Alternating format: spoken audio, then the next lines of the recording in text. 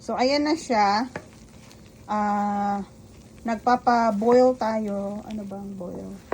Nagpapakulo tayo ng 8 cups of water. Tapos, ayan, ilalagay na natin ang spaghetti. Actually, luto na po yung spaghetti, mga higala. Parang iniinit lang natin. Ayan.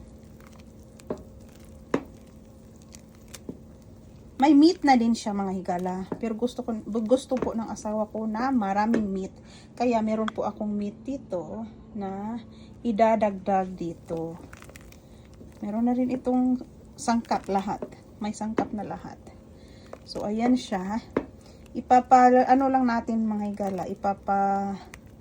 Dry lang natin yung water para siyang spaghetti talaga. Spaghetti naman talaga ito. Parang iniinit lang natin. 27 years old na po ito. Since binili ng aking asawa. At mag-expire ito in 2037. Ayan.